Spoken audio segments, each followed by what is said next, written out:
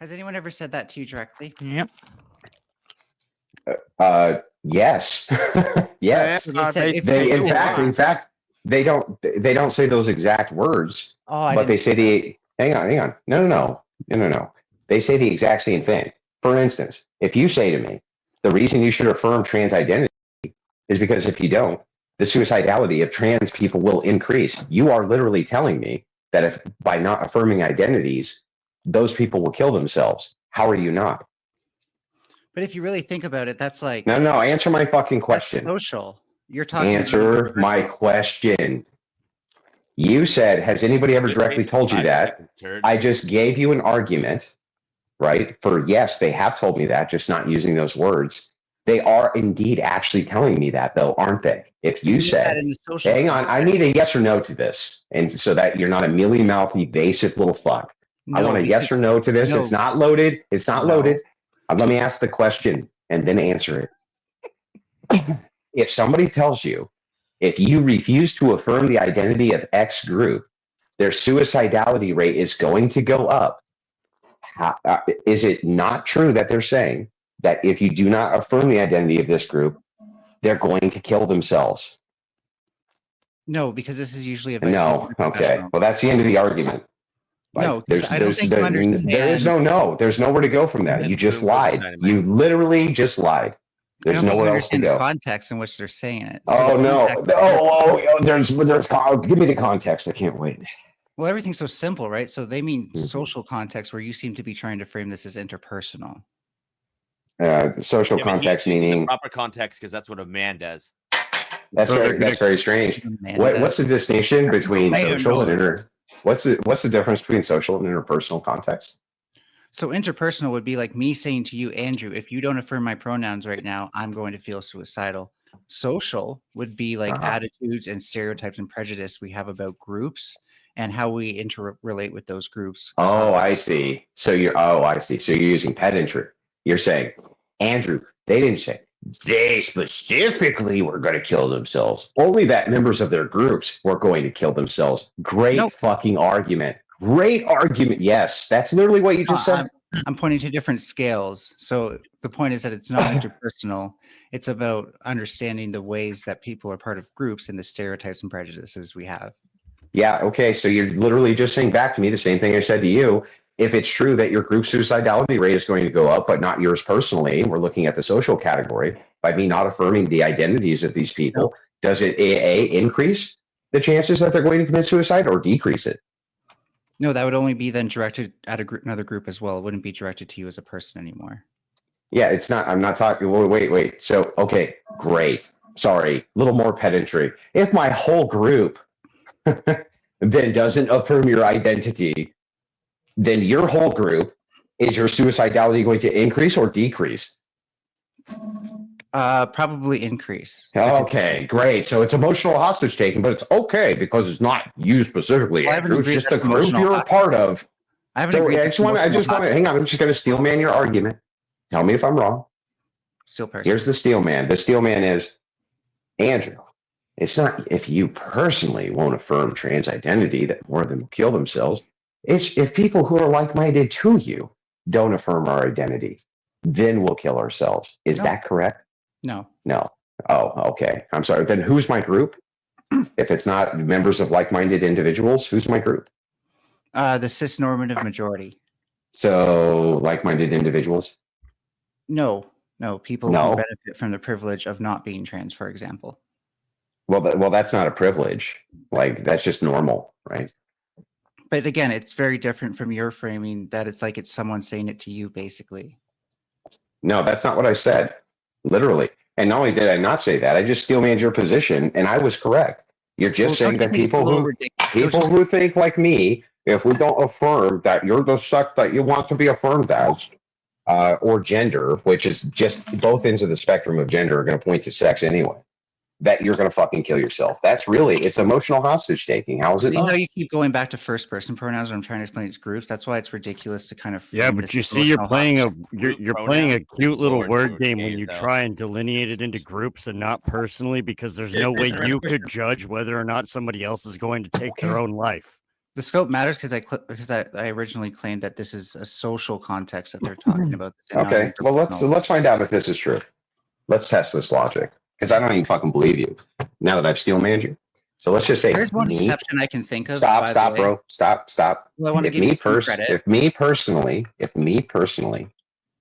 had a trans neighbor, and every single day I told the trans neighbor, misgendered them on purpose because I didn't believe them, right?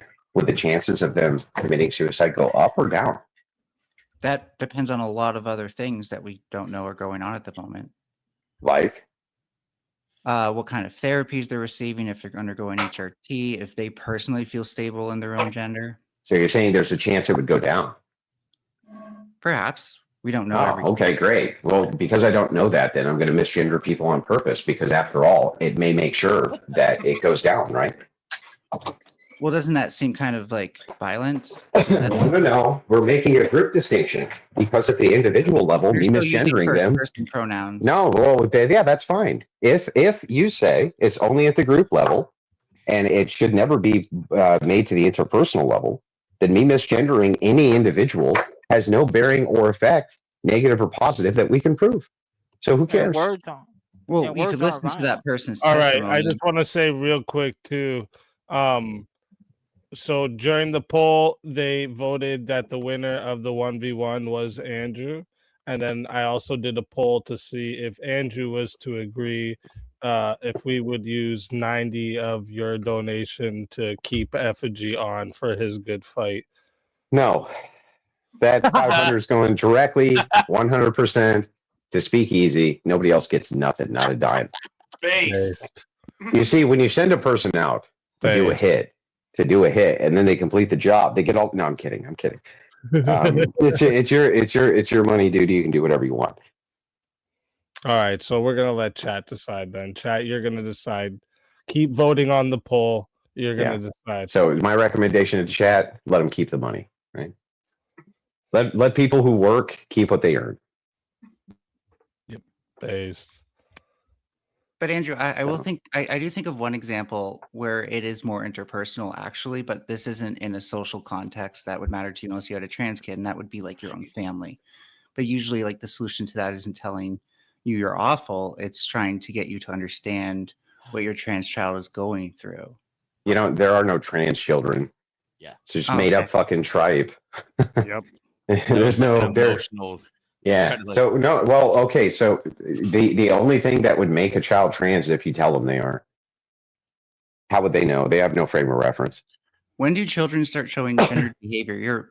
I assuming you're a parent. When they go to government education. Well, it depends on what you. They start showing what do you? behavior, Well, what do you extremely consider? malleable. Yeah. What do you consider gender behavior? Like Let's playing say with GI Joes instead of Barbies?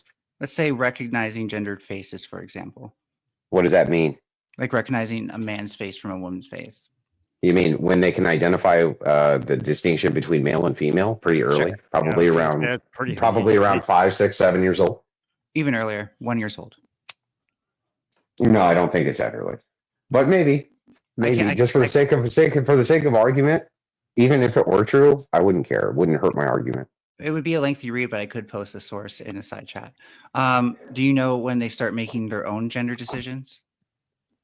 What is a gender decision? So going for certain types of gender toys and describing people. Yeah, so playing with GI Joes versus Barbies, I wouldn't consider this male nor female behavior. Yeah. So when you say gender, you're applying gender to the idea of things women want, meaning women meaning female, and things men want, meaning male. And I don't consider that to be male or female behavior. That you play with Barbie dolls or GI Joes is neither male nor female behavior. And would you argue that you could have women play with Barbie dolls and it wouldn't influence their gender identity, like how they perceive it? Like you couldn't turn them trans with that, for example? With Barbie dolls? Not Barbie dolls themselves, no. Okay. Around the age of 3, by the way, children start referring to themselves in gendered way, even earlier in some cases. Yeah. But they also refer to imaginary friends. So, I believe it's Santa Claus. They know their gender. And finally, the most important No, stop. They don't know their gender. That is a claim too far. Yep. So here I'm willing to bite many of these bullets because it not only doesn't hurt my argument, but who cares? But in this, no. No. You don't know your gender. And here, I'll prove it to you. Is it the case that there are children, many, in fact, children, who could say that they think that they're a girl, and then by the time they're 7, 8, 9, 10 years old, according to the data, grow out of that? The latest you would see that is 7, by the way. No, it's not. Sometimes it's as high as 16, and I have the latest study here to prove it. So the question is, isn't it true that more often than not, when somebody has a confused gender identity, they actually grow out of it more than they don't? The actual consensus in the science is that around the age of 7, you experience something known as gender stability, and you form pretty much all of your like memories and contexts around that. Then how come it is the case then that by the time most kids are 16 years old, right? If they had any gender confusion, they have grown out of it. Because that would be cognitive flexibility. For example, not everyone... well, then how come it always seems to allude to this sex they're born as? Andrew, hang on, but here's why I need to know. It needs to allude. It alludes to the sex they're born as, though. At 16, I need you to hear this, and then you can respond. Cut off, right? Bro, I want to finish what I was saying. But I need to finish my statement, and you can respond. I promise you can respond. Calm down. But you're asking me. I just need to add the one thing so that you don't respond to the wrong thing. Fair. I just don't want you to respond to the wrong thing. So by the time they're 16, if they have gender confusion when they're under 16, they grow out of it. When I say grow out of it, meaning they adopt the gender identity, which is congruent with the sex they were born as. That's what I need the rebuttal to. Well, for one caveat, unless they're trans. But the more important thing is like the reason that we see gender flexibility after the age of 7 is because there are really like, if you think about what is gender flexibility? No, as I say that, I meant to say cognitive flexibility. Oh, okay. Cognitive flexibility. Gotcha. Okay. In regards to gender, is because like, for example, there's lots of ways to be a man, and not every single man lives up to 100% of them. So during that time, teens are often like introspecting and thinking like, well, why doesn't this thing apply to me if that's what a man is? And so they may start to like think about like, for example, very autistic people might think like knitting makes them feminine. Yeah. So then those would be effeminate men. Right. Because they knit? No. If you are to describe inside of a culture, whatever traits you decide to come up with, I don't give a shit what they are. Like holding a purse is feminine, not holding a purse is not. Sorry. Hang on, can I finish? I just let you finish. My bad. So anyway, whatever applied traits you decide to put onto it, on whatever the scale is that you decide culturally, is a female versus male trait, and you would have to, unfortunately, bite the bullet that every single culture is going to have a distinction in what those are. So if that is the case, right? Then all you're doing, right? Then why shouldn't I say effeminate male instead of transgender? Sure. So effeminate men do also exist. Effigy male. Effigy, were you trying to get in here too? Did I hear you? Well, no, it just seemed like the admission that those kind of things are separate between cultures is kind of the admission that those gender expressions exist. No. Listen, that they're different, that they're separate from biological sex. So if all you mean by gender is these are traits that we typically associate with X sex, nobody gives a shit. Mm-hmm. It's the categorization of women, men that we give a shit about, and we give a shit about it for good. Yeah, like, yeah. I'm sure there are parents around here who would like if they wouldn't flip out if they see their girl like wearing pants. No, like, if it was broken. No, wait. Entire religious sect who don't let their women wear pants. Back up. All right, you need to respond to one argument at a time before you move the goalposts. So, if the idea here is just to say, well, Chuck over there, who's a man because he has a penis and balls, right? Well, Chuck likes to dress in his mom's fucking nightgown and panties and gallivant in front of his fucking mirror, listening to the song from Silence of the Lambs. Then yeah, that would be like a weirdo, a feminine male, a fucking psychopath, whatever you want to fucking call him. Okay, but it's still a man, and that's where our distinction comes in. Is where when the trans say no, that's actually a woman.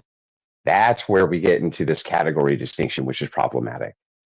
So does someone have to see themselves as a man in order to be a man? No, they just have to Oh. follow the biological, one of two, phenotypical and genotypical. I noticed you brought those up earlier, trying to dunk on Wally, as though these are hard categories to look at. But you only have two genotypical pathways you can go down for sex, and only two. There's only two.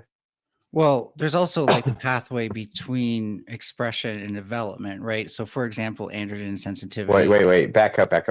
I need this explained. A pathway between the two developments of sex? Yeah, this is part of systems biology. No. Biological development of sex has a third pathway.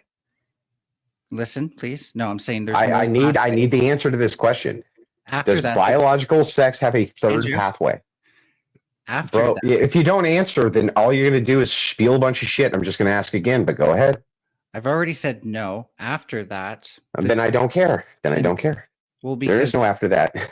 Then you're not making the distinction between genotype and phenotype. I am. There's only two genotypical expressions for sex. Two. That's it. But there's more than one phenotypical expressions. Yeah. No. Wait. Phenotypical just meaning external appearance to the thing. Yeah. Yeah. So the protein. Yeah. So then who cares? You can, if that's the case, then if I'm a biological male and just dress convincingly as a fucking clown, then I'm a clown. If I dress convincingly as a fucking warlock, then I'm a warlock. If I dress convincingly as a legalless elf, then I become an elf. That's all you mean. That's all you mean by phenotypical expression. It does it. And by the way, that's not actually what that means. The phenotypical expression is going to be characteristics for which you can identify the sex at a glance. Doesn't mean something that you fucking adopt to trick people about what your sex is. That's not what that means. No, what I'm getting at is that just because someone's sex is a certain way doesn't mean their mind or their brain will develop a certain way. Oh, are we going to do the brain argument now? Yeah, because you can still have a feminized brain in a masculinized body, one that's Are you aware that the feminists that feminists in the 60s and 70s, because they were considered stupid because women have a smaller brain, said that you can't utilize brains to make a differential between who's smarter, even though men have bigger brains than women? It's a complicated science with neuroanatomy. So it's not that complicated. The truth is that we have no specific standard for which to test a brain to make a determination if you're man or woman, and that's the truth. So there's something called the interior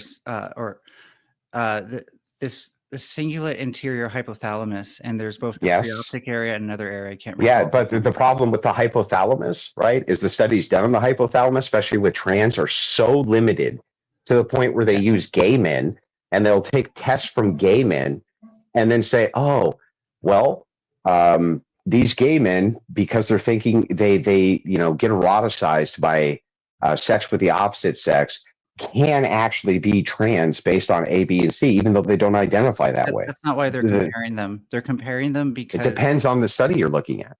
The thalamus itself is complex.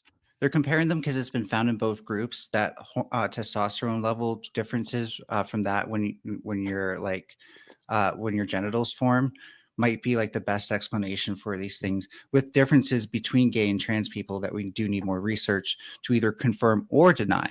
So one of the most important things to understand, though, is that phenotypic expression could be different than the expression of the XY chromosome. But the problem with you, the biggest things, hang on. You need to answer to this. I'm not. Is dress? Is it wearing a dress? Anything I'm saying? Fine. Go ahead and finish. We'll get right back to my question, though. Go ahead. One of the biggest things you're missing is that there are multiple levels of this, and if you take a systems biology course, you'll really understand this. And that compounds not just like as a multiplier, but exponentially. So every time that you have a new direction that things can go on, a new level of expression all the way to phenotype, the more different pathways you can take. And that's why we actually see gender as a spectrum. There's non-binary people, there's just gender non-conforming people, and it's all has to do with the brain not always necessarily identifying perfectly with the genitals. Sure, you can add whatever you want to a spectrum, including gender. It means nothing to me because both ends of the spectrum are just pointing at sex, so I don't care. But that aside, I have to ask you: is a dress a phenotypical expression? No. What about a purse? No. What about makeup? No. What about long hair? No. Oh, okay. What about delicate features? Yes, secondary sex characteristics. In fact, What if you have surgery? What if you have surgery to give yourself delicate features? I don't think you can get surgery for that. Yeah, sure you can. You can have your cheeks adjusted, nose adjusted, chin adjusted, all sorts of things to make your appearance look more delicate. Yeah. Okay, I would have defined it differently, but sure. But also No, that's not phenotypical. That is not a phenotype from your genotype. No, I'm not saying that that's is phenotypical. I was just saying, yeah. I can see what you mean. So all of the expressions that you would use to fool a person into thinking you're a man are not actually phenotypical, or a woman are not actually phenotypical. Not all of them. Yeah, no. Here's the thing. It really is. So the thing is hang on. I'm sorry. Hang on. Almost done. If you cut off your dick, and then have an open wound that somebody cuts into your body that you have to literally stick something into in order to dilate it so it doesn't close up. Hang on. That's not a false claim. Is that a phenotypical expression? No, it's not. Yeah, okay, let's go through. We can go through trans bottom surgery. Would you like to go through how they have to dilate their open gaping wound and how they have to pull the colon down? And that's why it smells like shit. I've been informed of the entire process as someone who. Yeah, you've never had bottom surgery because you know exactly what it would be. No, they tell you. Hey, Melanie, Melanie, can but hang on. Speak easy. I'm almost done. I'm almost done. I just want to know this. If you have bottom surgery, is that a phenotypical expression? Is that no? No. So the thing is that all the things that you would point to as a phenotypical expression when you say, Andrew, if you walk down the street and you saw a beautiful trans woman. I'm sorry, almost done. Then you can respond. But I want to tie my point off, and then you can respond to all of them. So very quickly, all of these things that you say, Andrew, you're walking down the street and you see a beautiful woman. Oh my God, chiseled cheekbones and large breasts and a dress and a purse and makeup and blah, blah. None of those are actually phenotypical expressions. So when you're trying to engage, with Wally, seriously, and you say, well, what if based on the phenotypical expression you think it's a woman? The truth is that none of those things are phenotypical expressions. You fucking lied to him. No, I didn't. Why did you do that? Yeah, you did. You fucking lied to him, and I don't know why you do this. You guys do this all the time. You're gonna let me go. Go ahead. So again, go ahead. Context is wrong. Whatever. This in terms of how identity forms in the brain, and particularly. Okay, but Melanie, I'm not done. Thank you. No, you can wait. You can totally wait. Thanks. So, and it's not a gaping wound when you have bottom surgery. And just try to remember again that gender expression is not the same thing as sex necessarily. I mean, it is a wound. It is a wound. That's why you have to dilate it, bro. Yeah. Otherwise, why would it close? Because the skin cells, which are epithelial, they think it's a wound. Does that happen to a natural woman? Does her vagina just randomly close? No, of course not. It's ridiculous. Fuck up, you retard. That's because you get skin grafts from certain places, and the skin doesn't know not to fuse. That's different than an open wound. Because it sees it as a foreign body, and so it attacks it. But that aside, no. If you're going to open this, it's a wound. Then you need to take antibodies to protect it from infection. Melanie, can a female be a You do have. Wait. You do have to. What are you talking about? You do have to protect this place from infection the entire time. Yes, you do. So do women, actually. Oh my God. Now you just changed the argument. Right? Now you just changed the argument. Well, wait. Yeah, I guess we do, but so do women too. You just changed the argument. Clean it out. Don't they? Yeah, whatever, dude. You just changed your argument. Cleans itself. How would you? This is. Hang on. This is. Stop for a second, bro. Stop for a second. This is super wild. It's so wild to me that you just said, no. You don't even have to keep it clean because of blah blah blah. And it's like, yes, you do, or you get an infection and die. You're like, but so do women. You literally changed your argument. You don't need to take antibiotics. Yes, you do. Yes, you do. After the surgery, sure, but you yes. Nobody takes antibiotics forever. That's bullshit. No, I didn't say forever. That's you're changing the argument again. Yes, of course. After they cut a big gaping wound where your penis used to be, you have to take antibiotics. It works when Because you'll get gangrene and you'll fucking die. What do you mean? Healed epithelial cells that would block out viruses and germs in the exact same way skin would. You're just lost because your argument doesn't work. I didn't say that. Literally, what I said was that you have an open wound. You said no, you don't. And the reason that you don't is because you don't have to keep it clean like you do an open wound. Yes, you do. Or you get an infection, you'll fucking die. Which is why, and I can tell you this because I know other trans women, you don't have to stay on antibiotics for the rest of your life after. I didn't say you had to say, no, here's the thing. If you have an open wound on your arm, or here's a good one, a piercing in your ear. It's the same thing. If you have a piercing in your ear, you can get infections and this and that, blah, blah, blah, blah, blah. After a while of keeping that hole open, it stays open. But just because it stays open doesn't mean it's not a fucking wound. It's clearly a wound. Clearly. Scar tissue. It's a scar, if anything. I don't get it. Skin with a graft. Yeah, I don't get it. A giant hole in your ear is not a wound. It is. Does skin grafting heal a wound? Yes or no? Sometimes. When it's not rejected, right? And it's not rejected sure. The majority of surgeries that trans women. Yeah, sure, but I mean, but that what do you use a skin graft on? Oh, a wound. Well, usually services that don't contact. Well, you would actually use it on services that don't contact each other because you usually get skin grafts. You mean like a wound? Wait, can you actually tell me when you would ever use a skin graft where it wasn't for a wound? Can you tell me? Because when you get surgery, that is an open wound. You're correct, Andrew. Very smart. Yes, thank you. Skin graft, I know, prevents it from being an open wound forever. Oh my like God. you're claiming. Oh, so now it's an open. So now we're changing the argument again. Now you acknowledge it's an open wound. Can you just? I'll tell you what, Melanie. Yard line now, man. Melanie, I just got to ask you this: can you name for me anytime somebody would ever have a skin graft done where it wasn't in order to in some way treat a wound? For plastic surgery to like build up something. Okay, and when you do plastic surgery, you have to purposely wound a person. As with any surgery, thank you. Yes, so it's a wound. Yeah. So it's a wound. So it's a wound. Mad at surgery. So it's a wound. Are you just mad at Oh no, I just want to make sure that we're clear that wounds. I just want to make sure that we're clear. Earlier when you said it's not a wound, you were lying, right? No, I said it. You said it remains an open wound, and I said it does not. No, that's not true. What I said is it's a wound. You said it's not a wound. Backtrack the VOD. He's backtracking right now. Go ahead. I'll tell you what. You want to put a $500 bet on it right now that I didn't say it's always an open wound? You want to put a $500 bet on it? I said that that the skin cells there, and you still tried to say it was an open wound. I said you have to dilate it because it's a wound. That's it. It's still not a wound during that point. You have to dilate forever. No, it's still a wound. You have to dilate even when it's not open wound, so that's not proof. No, you don't have to dilate it forever. Just like a fucking hole in the ear, you don't have to dilate it forever. That's wrong too. How do I know more about fucking trans surgery than you do?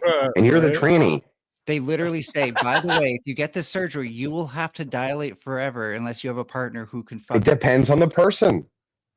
What they actually say is you should have the expectation you may have to dilate this, just like they do with anybody who has ear gauges. Some people, like Bosch, for instance, a good example of this, because he has those weird, the weird things that grow on his ears, right? They have to remove them and they grow back. I don't know what they're called. I don't remember. See, okay. Hang on, stop. I'm almost done. Because he has those weird things on his ears, if he were to have like a big gauge and those weird things grew in, they would close that hole up over and over and over again. He would have to dilate them. See, your argument before almost made more sense because when you get a skin graft, we're often talking skin that isn't used to folding on itself. And so when it's folded on itself for a long time, it will fuse. And we were talking about something on the same wavelength where I, as a trans person who, by the way, is given like supplemental literature, so that way I know what to expect. They say you almost certainly have to dilate for the rest. Now it's almost certainly, huh? Well, I mean, I could be misremembering it. Like, yeah, you are definitely misremembering. Everybody's physiology. No, you're no, because no. Listen, I'll tell you. I will just explain it. It's the same as a bullet wound. There are, or you know what? An even better example. More complex. There are. Hang on. There are people who you agree with me, have had their eyeballs gouged out. One of their eyeballs gouged out. Much different than that. You're trying. No, hang on. Just calm down. Calm down. Now we'll just converse and just see which one of us is correct. I won't You even do agree anymore. You don't agree with me that there are people who have had their eyeballs gouged out? I just don't see the connection anymore. Yeah, and I great. Do you agree with me that there are people who've had their eyeballs gouged out? You can ask someone else or just get to the point. Yeah. So the thing is okay. So now that we're not answering questions, I guess I'll just get to the declaration. So just like a person has their eyeball gouged out, sometimes the skin grows over the eye socket. And actually, sometimes you have to go in and clean all that skin out because it'll cause infection because it's growing back over. So often the glass eye serves a dual function. It's not just a cosmetic thing, but it actually prevents skin from doing an overgrowth over that socket. And so, but there are some people who the skin grows over that socket and there's no problem. They never have to use any type of cosmetic eye or anything like that. It's the same thing with trans people. You can have an open wound and your body could adapt to it and create it as part of its physiology, or it can constantly attack it, try to close it up, cause infection. It depends on the physiology. When you say things as, when you say things as fucking retarded and idiotic as, no, you have to dilate this for the rest of your life. Of course you don't. It depends on the person's physiology. Okay. So, Andrew, is the breast growth that... No, not okay. I need to know if that's true or not true. No, I'm conceding. Okay, great. So long as you're agreeing that it doesn't remain an open wound. So, but it is an open wound. Open. Yeah, but it is an open wound. It does. I mean, it is an open wound objectively, right? Only right after surgery. No, not right after surgery. It remains an open wound for a significant amount of time, just like the ear gauge does. It's always an open wound. Significant compared to the decades that they'll spend with it not being open. Is an eye socket an open wound or not? Okay. So again, right after... I need you to answer the question. Is an eye socket an open wound or isn't it? Again, only after surgery, as I stated originally. Only the eye socket's only an open wound after surgery, really? Yeah. Only after surgery. Oh, okay, great. Yeah, perfect. Natural breast growth is the That's natural... not the most ridiculous thing I've ever fucking heard in my life. Okay, great. Let me ask something before I mute it. Let me ask one thing. Andrew, is the natural breast growth that men get from estrogen a phenotypical feature? Yes, of course. Thank you. I don't. What have we established here? That there are phenotypical. If they're natural, there could be natural phenotypical expressions of men having large breasts. Yes. Who would ever have disputed that? Definitely not me. Someone could use the transition. No. You said what? Did you use the word natural? You did. No, you asked me if natural, if naturally an upping of estrogen in a male's body naturally was the word you used would be a phenotypical expression. Since you used the word naturally, yes, of course it would be phenotypical. Naturally. So then you use the word naturally? Yes, I did. Okay, great. So then if a man's estrogen upped the fucking intake to the point where he grew breasts, would that be a phenotypical expression? The answer is yes. However, that would be a phenotypical expression which was so rare that we would associate it with disease. Unless it takes exogenous hormones to feminize themselves, and then it would actually work. Well, then it wouldn't be natural, would it? It would be unnatural. So. But it'd still be a phenotypic method of feminizing. No, it wouldn't be phenotypical. It would be an unnatural cosmetic enhancement.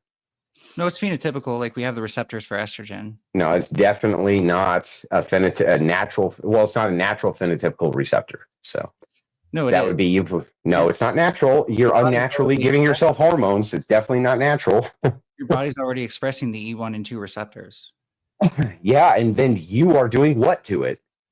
Giving it estrogen. Yeah, you're unnaturally feeding it more of those things that it's not naturally producing. Right, I'm just saying phenotypic. Yeah, no. It's artificial enhancement. That was not a. It's not a typical phenotype. It's not a typical phenotypical expression. It's an enhancement. What if we just isolated the estrogen from a sheep? Would it be natural? If you isolated it no, that would be unnatural. Yeah, you would because it's you would. Well, if you're like by definition, if you say if we were to isolate X thing on purpose to do X thing, then by definition that wouldn't be natural. So again, it's phenotypic though. That's what matters.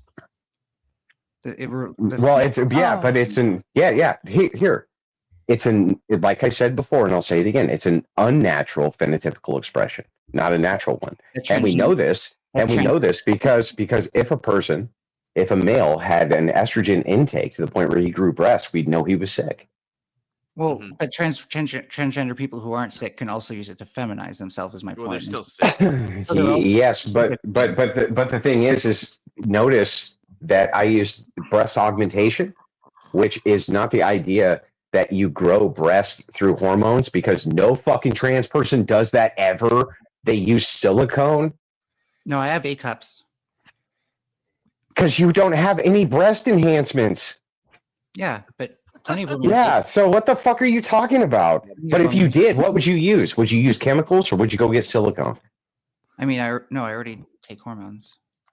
Yeah, okay, and you have A cup. So if you wanted to have big boobs, what would you do? What would you use? What would the method be for you if you wanted to have big boobs? I want to try the suction thing first, actually. Yeah, great. What method would you actually use if you wanted D-size cups tomorrow? Yeah.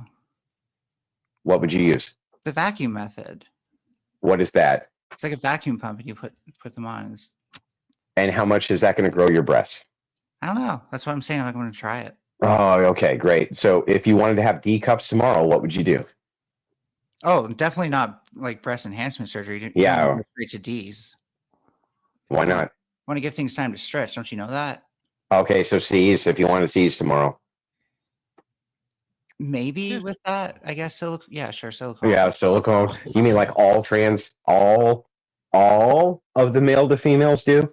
Except for me. None of them use. No. Listen. In this case, if you wanted breast enhancements, you would use silicone. But this argument would apply to a cis woman too, right, Andrew? That's also what they would do if they wanted to go from A to D's overnight. Yeah, and it wouldn't be a natural phenotypical expression either, would it?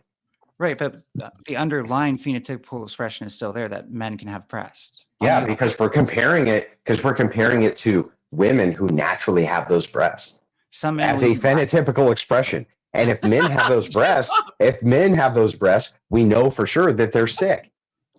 No, not necessarily. Yes, necessarily. They could be. What man wouldn't have giant boobs like that who wouldn't be sick? Well, someone who's taking estrogen and for the purpose. Yeah. Do you know what? Hang on. Do you know what the primary reason men take estrogen for? It's if they have cancer. Because estrogen blocks. No, I'm serious. It's because the estrogen blocks out the cancer cells. It helps, especially with colon and bowel cancer. My example was about someone. It's the number one reason that a man would have breasts is because they're sick. It's the number one reason. Jess, congratulations. It doesn't apply to being transgender. Yeah, I know. That's my whole point, is that anytime you use these as examples for why a phenotypical expression in a woman is fine, because there's also men who have breasts, and then we break it down, we realize, because it's actually an unnatural phenotypical expression, and we know that because we associate it with sickness, which is why we know what is a man, what is a woman. All these arguments break down so easily. Is androgen insensitivity syndrome unnatural? What is androgen insensitivity syndrome? So basically, these girls are born with XY chromosomes, but they're 100% phenotypically female. So sure, yeah. This happens with what is the M, like Morgellons syndrome or Morgellons syndrome? I don't remember what it is, but that's men, all of them who have XX chromosomes. It's the same thing. Is that natural? Yeah, but what's really interesting about these cases is that the phenotypical expression is that of male. Yeah, no, I agree. Or that of female. So the thing is like who cares if you have XX chromosomes, and it's never XX, it would be XXY, and your phenotypes is that of a male. You still only have the male reproductive path. You're still using semen in order to impregnate, never ova. Yeah, well, so there's no case where it's ova. So since that is the case, it doesn't matter if their chromosomes are XXY. did you know that like the only time the Y the Y chromosome still plays a role in females, but it has to be blocked. What the fuck are you talking about now? Like how many of these arguments do I need to blow? I just blew your. Do you realize how badly I just blew your last argument out? You literally just said. You literally just said. What about people who have these diseases? And I said, well, they only have one reproductive pathway. And you're like, yeah, that's true. It's so funny to me. Yeah, Wally. But like, no, that's not always true. They can be born. No, it's always true. No. It's always the case that you only have one reproductive pathway and nobody can impregnate themselves. Show me an example. Go ahead. I never made claims to impregnate. Well, then you only have one reproductive pathway. But you still can have hermaphrodites. And hermaphrodites cannot impregnate themselves, and they only have one reproductive pathway. A hermaphrodite can either produce semen or ova, but never both. They can never impregnate themselves. Okay, but they still. What you would be looking at there would be a chimera, but chimeras also cannot impregnate themselves. So there are some chimeras who can produce both ova and semen in very, very small quantities, but they still only have one viable reproductive pathway. All of them. Thanks. I was going to go there anyways. But the point being that like nothing's really set in stone when you think about it, right? There really is a bunch of pathways that so long as we're not. There's only two pathways for reproduction too. See, I think you're confusing normativity with mental illness here. I'm giving you complete biology. There's only two reproductive pathways. You're seeing that most ova, semen. That's it. You're seeing that most people develop to identify a certain way, and so you think that trans people ought to. But the reality is that, what are you talking about? Ought to. I'm giving you an is statement. They are what they identify with the reproductive pathway. This is really strange. Okay, got it. You don't identify with your reproductive pathway. I totally understand you don't identify as your reproductive pathway. What I don't understand is why when I use the word woman, which literally is pointing at your reproductive pathway, I'm wrong. So would you say of infertile woman is less of a woman? No, of course not. Right, because you still meet them on the street. You still use she. They still have a viable reproductive pathway. Well, she's infertile. I just said. No, it's associated with a viable reproductive pathway. It's not. So a woman. Fertile. Yeah. It doesn't matter if you can't have children. You still developed along that reproductive pathway, even if you can't reproduce. But these are things that, like, if you met someone on the street, you wouldn't know that they have these things, right? So what? Yeah. So but I would be able to identify that they were a woman or a man based on the reproductive pathway they developed under. So with the point of gender being different, though, like those things become irrelevant because you don't check those things in people. They don't become irrelevant because gender on the spectrum only points to these two things. When you say a spectrum, one end of the spectrum is male, one end of it is female. What I'm saying is that the only two viable options are the two ends that this gender thing is pointing at. So it's irrelevant. The relevancy of the spectrum would be that people can be in between and even independent of their like biological reproductive function. How? Change they were born with. Transgender people would be, right? Like identifying. No, they wouldn't be. They would still only have the reproductive pathway that we would associate with their sex. That's it. But okay, so again, if you met a passing trans woman on the street and you still have to gauge if to use he, him, or she, her pronouns, right? Sure. Yeah. No, I could be tricked for sure. I'm talking about components of gender expression and the things. Can a female be a trans woman? And I'm telling you that but you forgot. Hang on. I can be tricked. I agree with you. I can be tricked. Sure. There might be somebody out there who looks so much like a fucking female that I can be tricked. It happens in the movies all the time. You go to the movies and there's okay. I'm trying to answer your question, but okay, you go ahead. My question would be like, don't you understand that like when we stop checking for those things, when we gauge someone's gender, if they're a man or a woman, things like reproductive capacity don't really matter until you're thinking about sleeping with them. Okay, great. If that is the case, then what happens if I meet up with somebody who I know for sure is a male by looking at them, but they say they're a female? They say they're a woman. I think it's respectful to, Right. So then the idea here really has nothing to do with the fact that there's some people who can trick me into believing that they're women, but rather the ones who cannot trick me into believing that they're women, which is the vast majority of them, I still need to be respectful and lie to them. Correct? So wait, if you're not going anywhere to do with gender, Can you answer my question and then ask me one? well, I want you to concede that gender is different. Can you answer my question and then ask me one? I don't think that's relevant to the assertion I was. I would really love it if you would answer my question. So I'll just go ahead and repeat it. And then when you answer it, then you can ask me one and I'll answer it. I promise. So here, I'll ask it again. So is it not the case that since most people that I would run into who are transgender would not pass, and I would instantly know that they were men, and if I should still address them as women, are you not asking me to lie to them?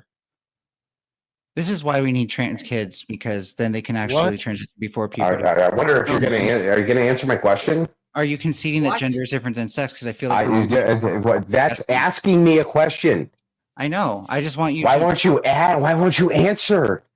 You bad faith fuck, answer my fucking question. If I run into a non-person, I can completely tell that that's a guy with a dick. My answer is right. The same.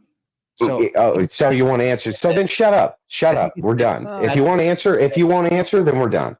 I think it's bad faith to pivot without conceding. Yeah, whatever, dude. You won't answer the fucking question, so that's it.